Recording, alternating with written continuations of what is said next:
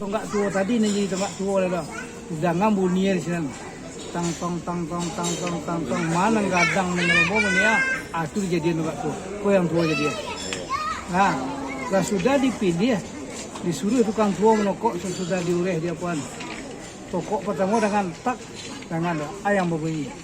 Kalau ayam nombor kukunya, insya Allah itu ketarang pagi hari. Tapi kok murahnya berpicunya itu kau dah tiap rencana. Itu dengan betul, berarti nanti yang betul mulai. Itu nana isi mana. Jadi tap itu kok nanti go. Itu dengan paham yang sempurna, dengan artinya ikhlas itu makrifat letak itu. Toko nanti go kemudian dipecah nanti perampek kemarahnya pecah. Nampak cara itu kue di jangkau lagi. Itu kue di jangkau. Kue jangkau ko dibuat dari batuang nalurui. Kan lalu je lalu. Lalu ko kan apa tonggak, tonggak ya.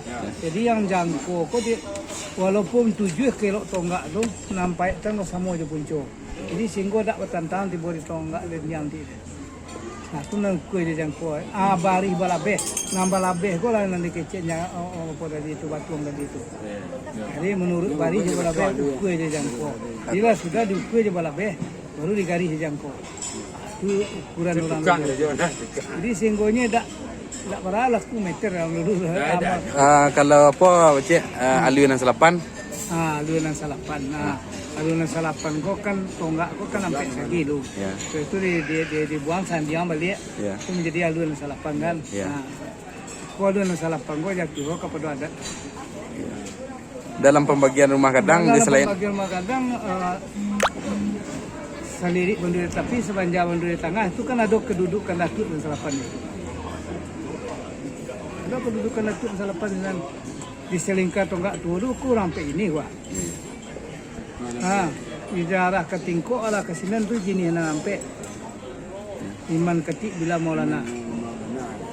Di ujung lah sekali beko baru itu diselirik banu tirai langit-langit tu. Itu Tamu Agung tu orang datang dari rumah sebelah. Nambah Sanda ke Banta Banggi, itulah Raja Sehari. Itu duduk kamar Bulai. Raja Sehari ya. Di kamar Raja Sehari. Itu Abdul Buat sikit dulu tu.